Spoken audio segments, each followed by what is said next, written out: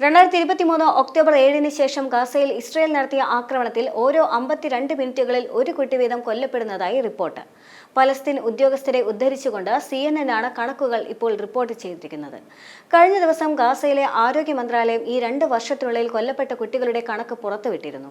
20,179 കുട്ടികൾ കൊല്ലപ്പെട്ടു. 1 വയസ്സിൽ താഴെയുള്ള 1029 കുട്ടികളും 420 വരെ നവജാത ശിശുക്കളും കൊല്ലപ്പെട്ടു. 58,554 കുട്ടികൾ അനാഥരായി. 1,102 കുട്ടികൾക്ക് അംഗവൈകല്യം ബാധിച്ചു. 9,14,102 കുട്ടികൾക്ക് വിദ്യാഭ്യാസം നിഷേധിക്കപ്പെട്ടു. കഴിഞ്ഞ ദിവസത്തെ കണക്കുകൾ സൂചിപ്പിക്കുന്നതായും റിപ്പോർട്ട് പറയുന്നുണ്ട്. കുട്ടികളെ പോലെ തന്നെ ഗാസയിലെ സ്ത്രീകളും ദുരിതത്തിലാണ് എന്ന് ഐക്യരാഷ്ട്രസഭയുടെ കുട്ടികളുടെ ഏജൻസിയായ യൂണിസെഫിന്റെ വക്താവായ ജെയിംസ് എൽഡർ പറയുന്നുണ്ട്. ഗാസ മുനമ്പിൽ നിന്നുള്ള പലായനങ്ങളിൽ സ്ത്രീകളുടെ ഗർഭം അലസുന്നുവെന്നും ഒക്ടോബർ 3-ന് യുണൈറ്റഡ് പുറത്തിറക്കിയ റിപ്പോർട്ടിൽ വ്യക്തമാക്കുന്നുണ്ട്.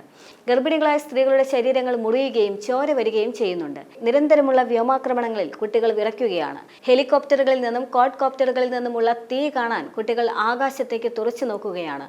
എല്ലാവരും ഇതിൽ ചില ഉത്തരവാദിത്വം വഹിക്കുന്നുണ്ടെങ്കിലും ഇര ഒന്നേയുള്ളൂ. ഇന്നലെയും ഇന്നും നാളെയും അത് പലസ്തീനിലെ കുട്ടികൾ തന്നെയാണ് എന്നും റിപ്പോർട്ടിൽ വ്യക്തമായി സൂചിപ്പിക്കുകയാണ്. ഇസ്രായേലിന്റെ ആക്രമണം ഗാസയിലെ കുട്ടികളുടെ ശരീരത്തെയും മനസ്സിനെയും ഒരുപോലെ ബാധിച്ചിട്ടുണ്ടെന്ന് റിക്കാർഡോ പൈറസ് പറയുന്നുണ്ട്. 2 വർഷമായി ഏറ്റവും കൂടുതൽ ദുരിതം അനുഭവിക്കുന്നത് കുട്ടികളാണെന്നും ഒരു കുട്ടിയും അനുഭവിക്കാത്ത ഭീകരതകളാണ് ഗാസയിലെ കുട്ടികൾ അനുഭവിക്കുന്നതെന്നും അദ്ദേഹം കൂട്ടിച്ചേർക്കുന്നുണ്ട്. ഗാസയിൽ 5-ൽ 1 കുഞ്ഞിന് 1 മാസം തികയാതെ ജനിക്കുന്നതായും യൂണിസെഫിന്റെ റിപ്പോർട്ടുകൾ സൂചിപ്പിക്കുന്നുണ്ട്.